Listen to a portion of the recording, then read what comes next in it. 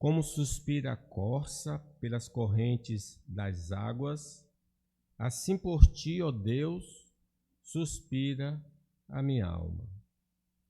A minha alma tem sede de Deus, do Deus vivo.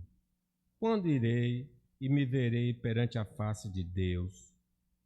As minhas lágrimas têm sido o meu alimento dia e noite, enquanto me dizem continuamente: o teu Deus, onde está? Lembro-me destas coisas e dentro de mim se me derrama a alma, de como passava eu com a multidão de povo e os guiava em procissão à casa de Deus, entre gritos de alegria e louvor, multidão em festa. Por que estás abatido, ó minha alma? Por que te perturbas dentro de mim? Espere em Deus, pois ainda o louvarei.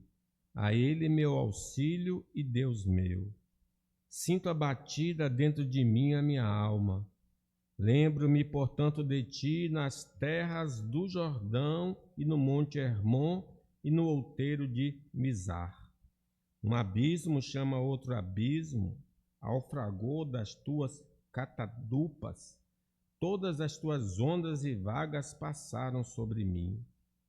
Contudo, o Senhor durante o dia me concede a sua misericórdia e à noite comigo está o seu cântico, uma oração ao Deus da minha vida. Digo a Deus, a minha rocha: por que te olvidaste de mim? Por que hei de andar eu lamentando sobre a opressão dos meus inimigos?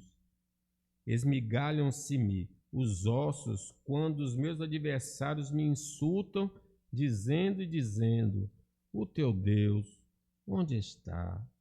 Por que estás abatido, ó minha alma? Por que te perturbas dentro de mim?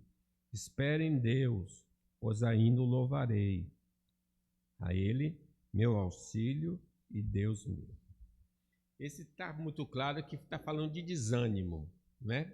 Agora, eu preciso frisar que o desânimo que eu vou falar e que o texto está falando não é causado por uma doença. Algumas pessoas podem ficar deprimidas porque tem algum tipo de doença que leva à depressão. Outros podem ficar deprimidos, desanimados porque tem alguma questão emocional, os neurotransmissores não estão em harmonia, a pessoa entra em depressão. Mas não é o caso do salmista, não é o caso do que nós vamos falar. Aqui é o desânimo espiritual. O desânimo espiritual, também conhecido como deserto espiritual, é um estado de aridez ou cansaço na jornada de fé.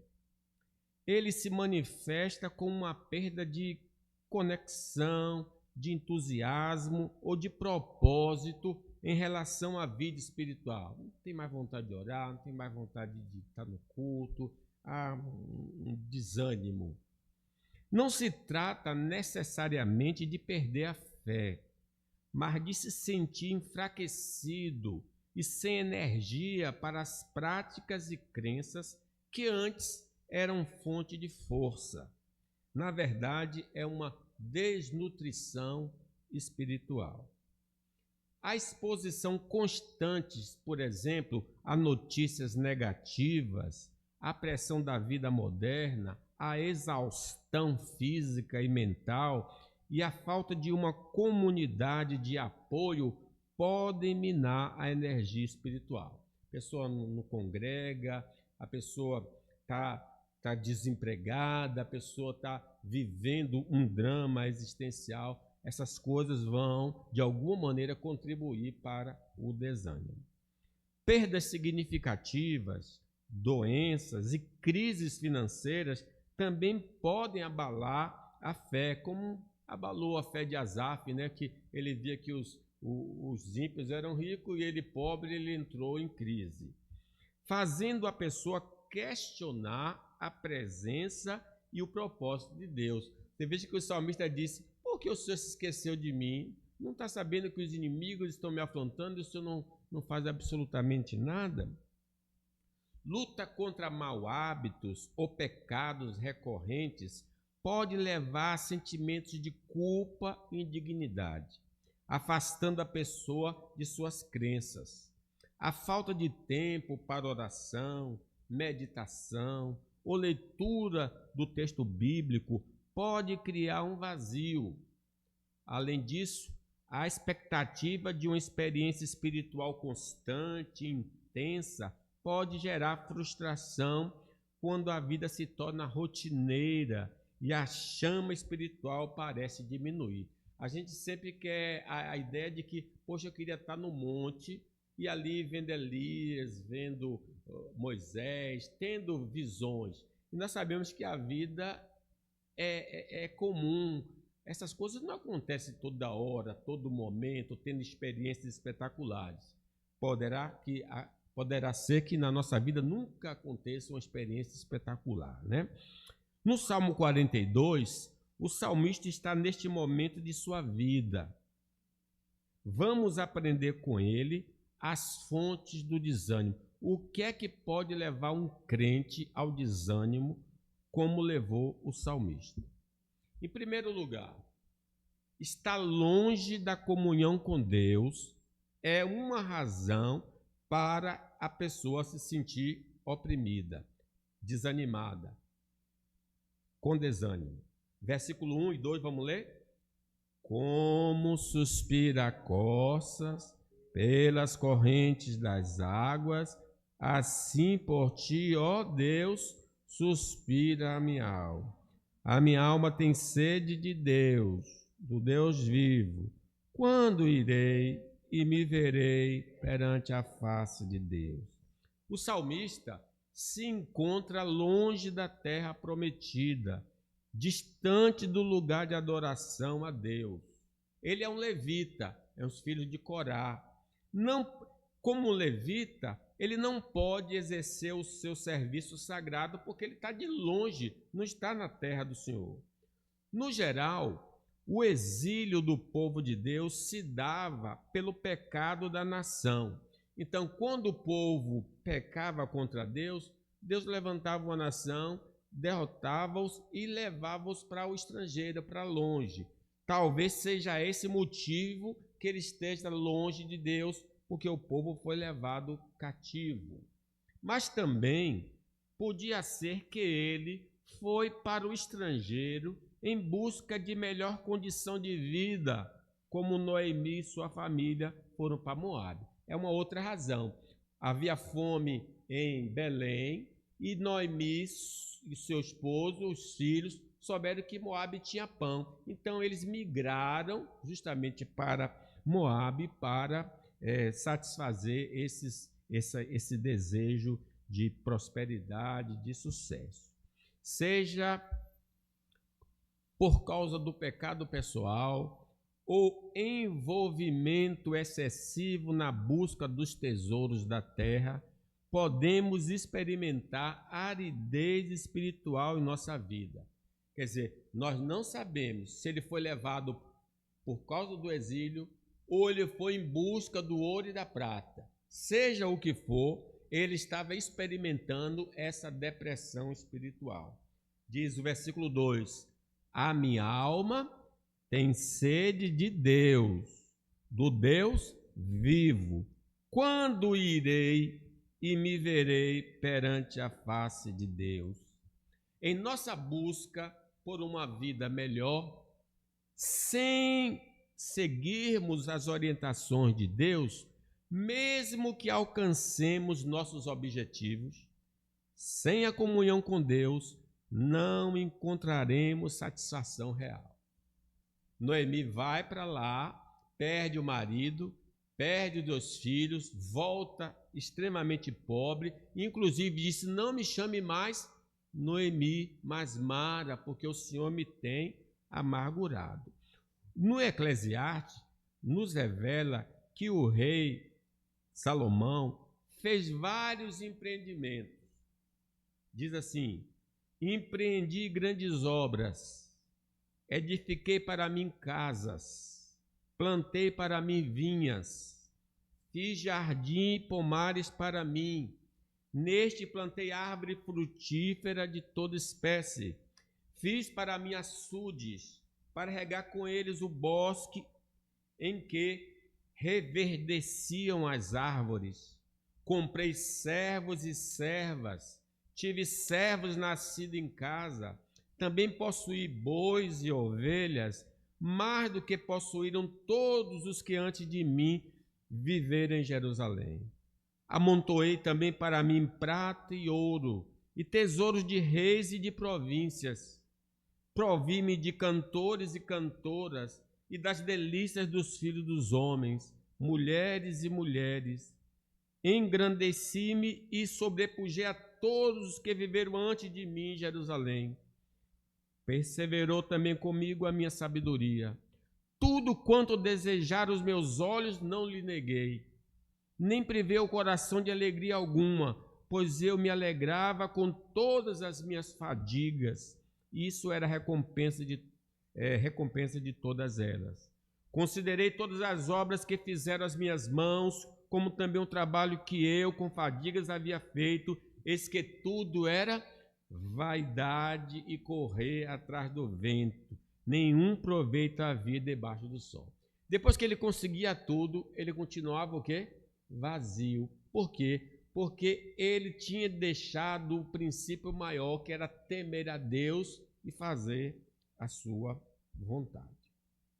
Podemos, então, ser semelhantes ao rei Davi, que possuía muita graça. Ele era um rei, ele tinha ouro, tinha prata, tinha casa, tinha segurança, ele tinha o conforto que todos os homens desejam, mas devido às suas transgressões, o assassinato, o adultério, por exemplo, não gozava de paz na consciência e estava destituído da alegria da salvação. Ele diz isso no Salmo 51.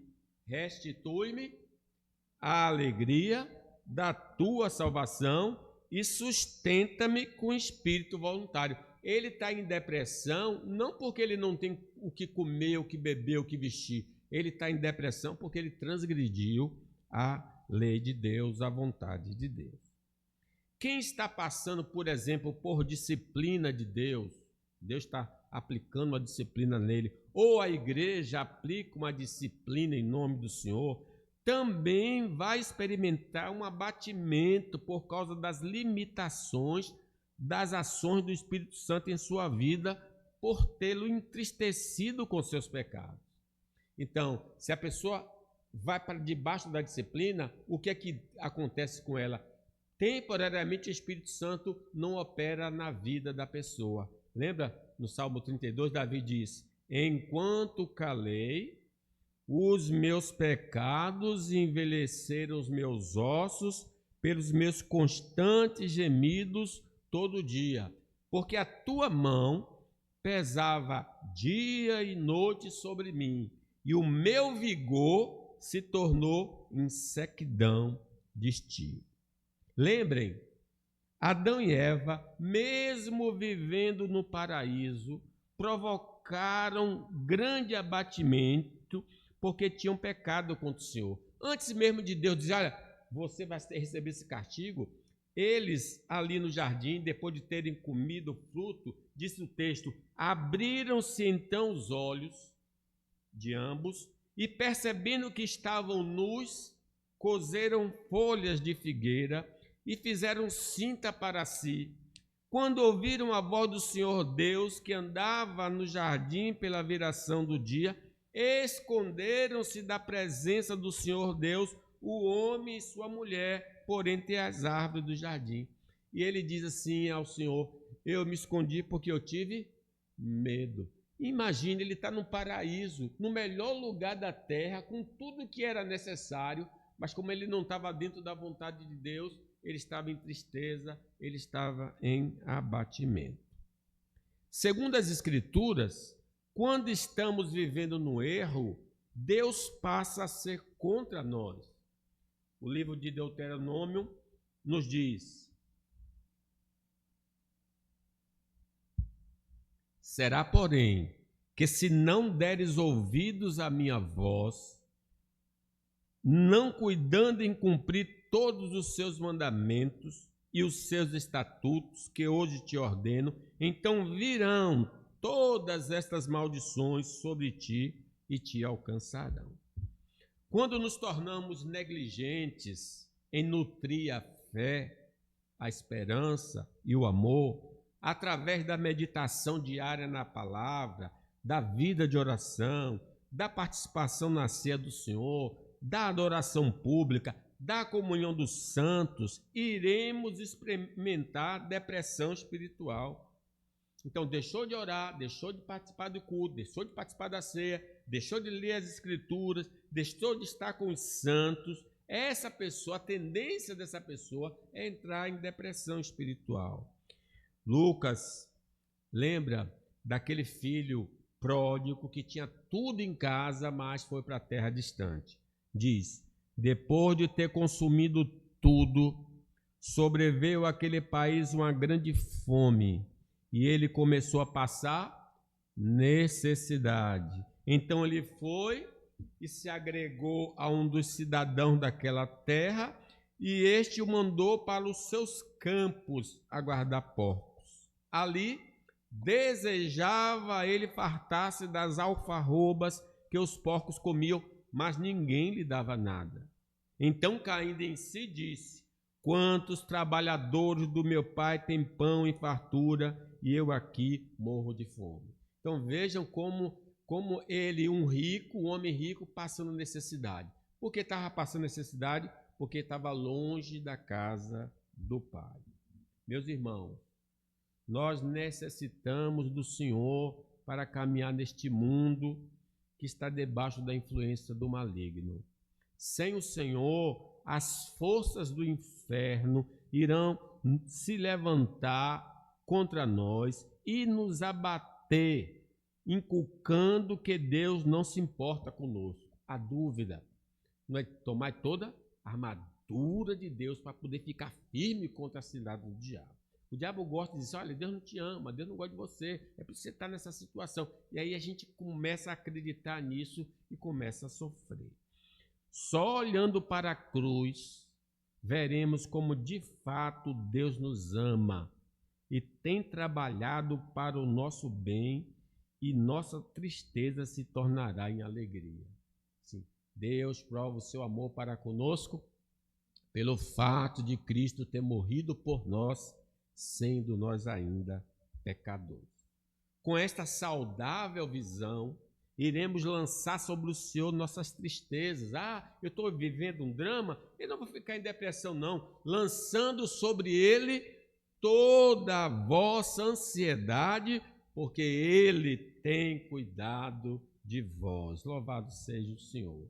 A meditação na palavra de Deus é essencial para não sermos apanhados pelo abatimento ou para podermos vencê-lo. Ao conhecermos a vontade de Deus, suas promessas e seus caminhos, não ficaremos apreensíveis. Graças a Deus, porque os que confiam no Senhor são como um monte de Sião, firme para sempre. Mas, se negligenciarmos ouvir a palavra de Deus, mesmo tendo Deus presente conosco, ficaremos agitados.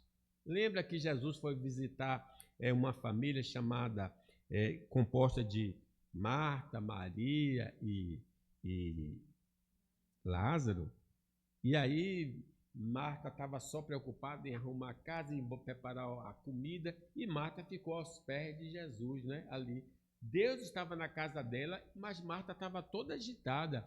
Aí uma hora ela parou assim, se dirigiu a Jesus e disse: Jesus, não está vendo que tem muita coisa para fazer? Essa mulher está aí nos seus pés. Aí Jesus disse para ela: Marta, Marta, andas inquieta e te preocupas com muitas coisas. Entretanto, pouco é necessário, ou mesmo uma só coisa. Maria, pois, escolheu a boa parte, e esta não lhe será tirada. Maria ficou aos pés de Jesus. Marta ficou preocupada. Veja a depressão que às vezes se manifesta diferente em ambas, e ambas tinham Deus na vida, mas cada uma agiu de maneira diferente. Se não tivermos de bem com Deus por meio de Jesus, não podemos vencer o abatimento espiritual.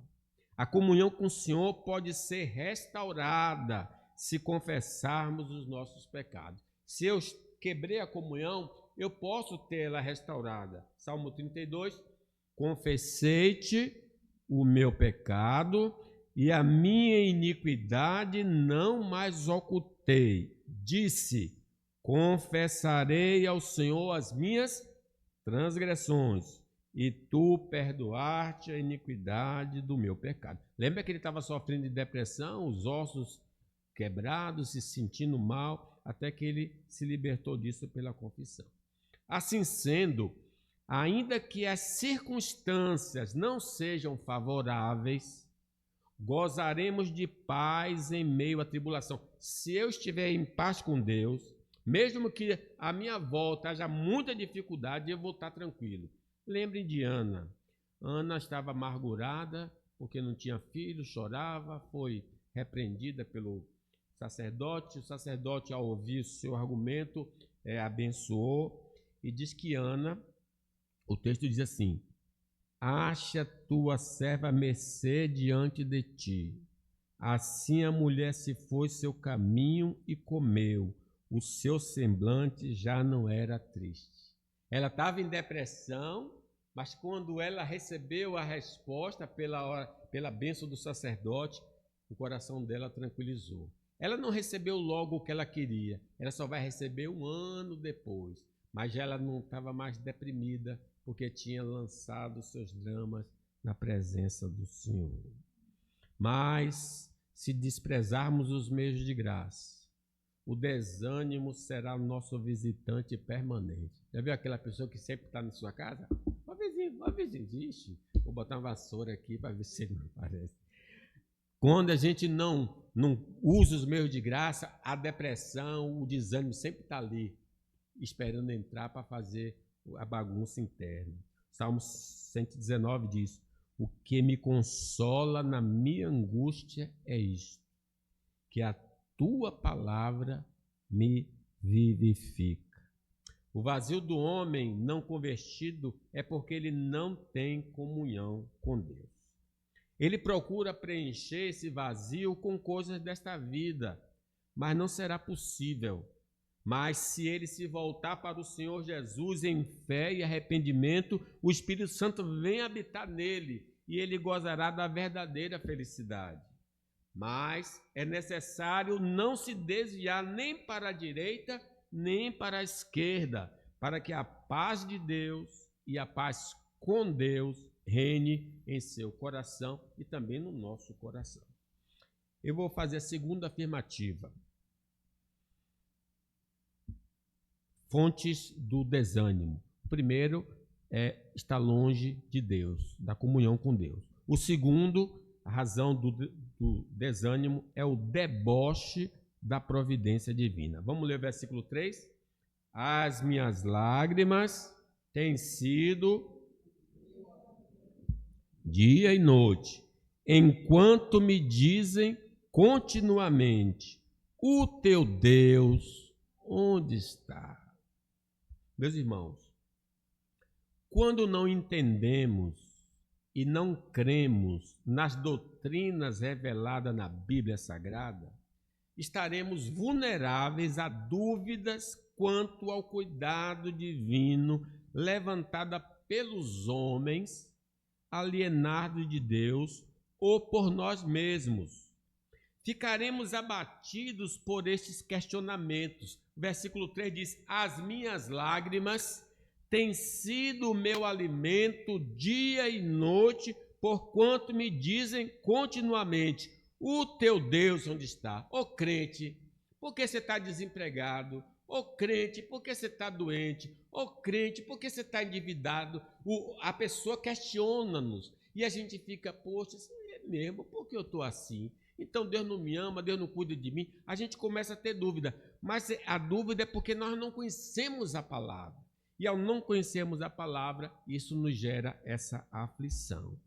O ataque da sociedade a qualquer ponto de nossa fé, quando não tivermos convictos no que cremos, tende a produzir uma inquietação em nosso espírito. parte do versículo 5. O teu Deus, onde está? Versículo 6. Aí eu cito aqui um versículo de Tiago. Versículo 6 de Tiago diz assim: peça, porém, com fé, em nada duvidando, pois o que duvida é semelhante à onda do mar impelida e agitada pelo vento. Quando o homem não crê na palavra de Deus, ele é levado por um pensamento, com outro pensamento, ele fica todo agitado, não tem segurança na fé. O homem de coração dobre é inconstante em todos os seus caminhos.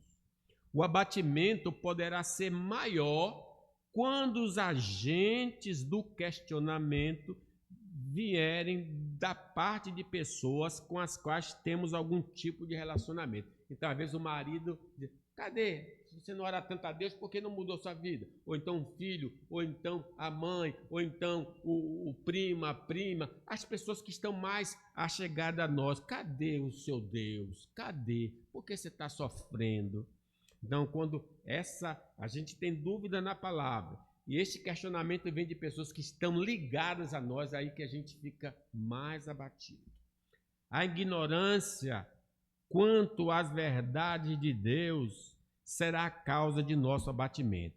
Nós estamos abatidos porque nós não conhecemos o que a palavra de Deus diz. Não é porque eles estão dizendo, é porque nós desconhecemos. Errais vós, não conhecendo as Escrituras. Por exemplo, em nenhum lugar das Escrituras somos ensinados que, como seguidores de Cristo, estaremos isentos de qualquer diversidade.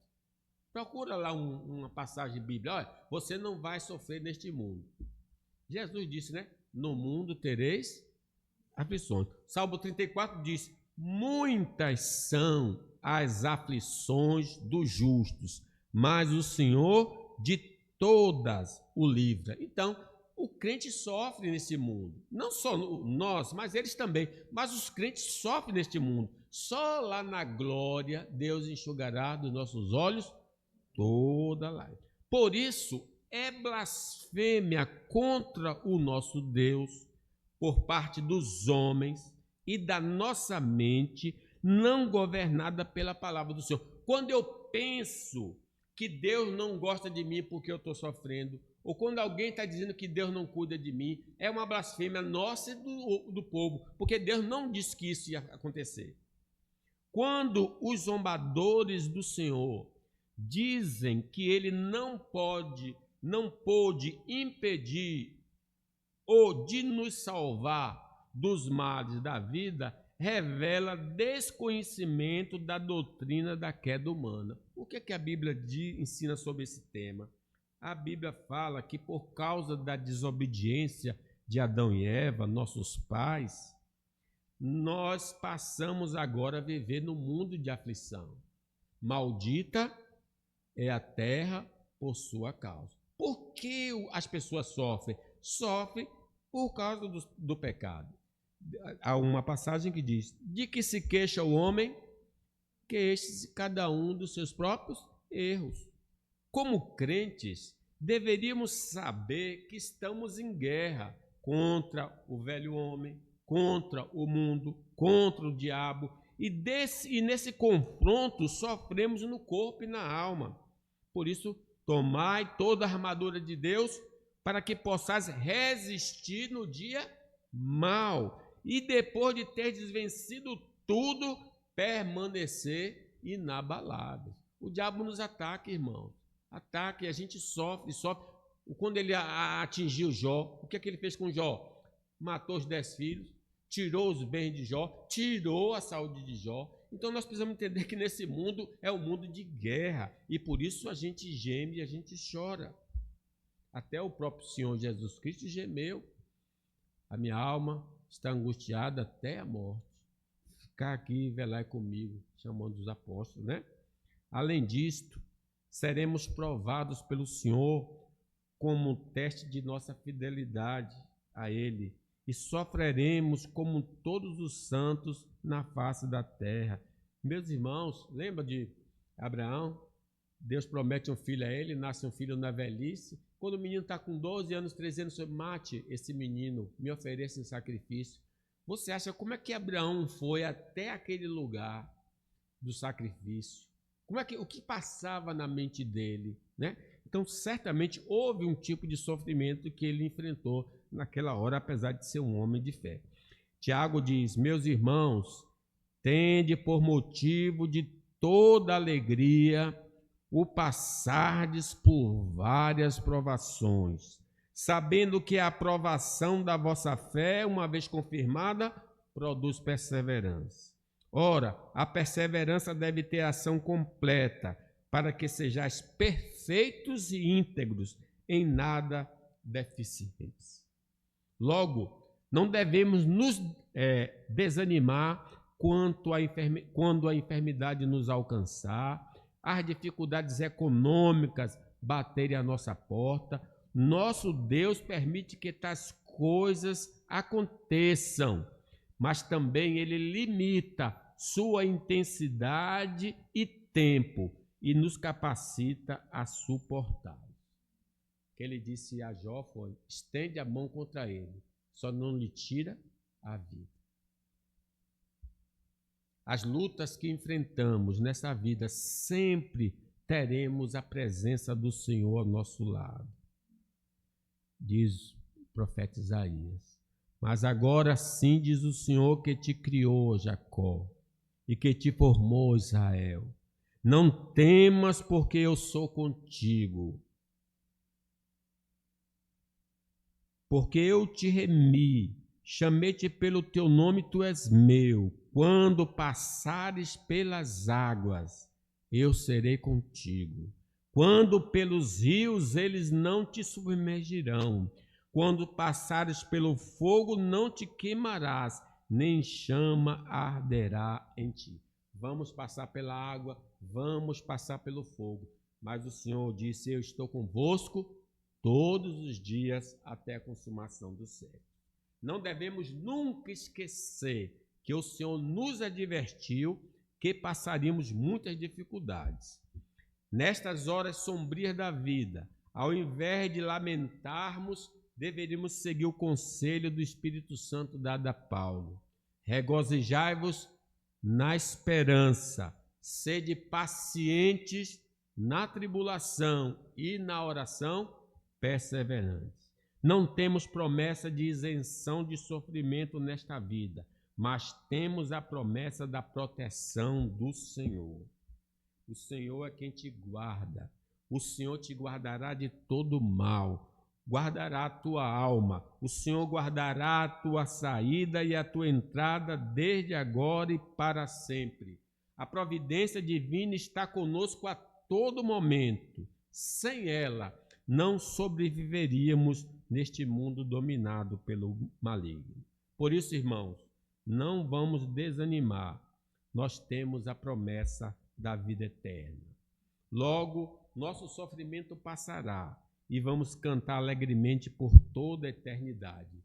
Diz o apóstolo Paulo: sabendo que se a nossa casa terrestre, o corpo, deste tabernáculo se desfizer, temos da parte de Deus um edifício, casa não feita por mãos eternas nos céus. E por isso, neste tabernáculo gememos, aspirando por sermos revestidos da nossa habitação celestial, se todavia fomos encontrados vestidos e não nus. Pois, na verdade, os que estamos neste tabernáculo gememos angustiados, não porque queremos ser despidos, mas revestidos, para que o mortal seja absolvido pela vida. Ora, foi o próprio Deus que nos preparou para isto, outorgando-nos o penhor do Espírito. Eu vou parar aqui, meus irmãos. Mas vejam, por que razão uma pessoa, um crente, pode ficar deprimido? Ele está afastado da comunhão. Ou então, em segundo lugar, ele está sendo questionado, ou a sua mente está questionando o cuidado de Deus para com ele. A dúvida chegou no coração dele e ele então entra em depressão. Que Deus nos livre da dúvida, que Deus nos aproxime dele para termos comunhão, para que o abatimento não nos alcance. Amém.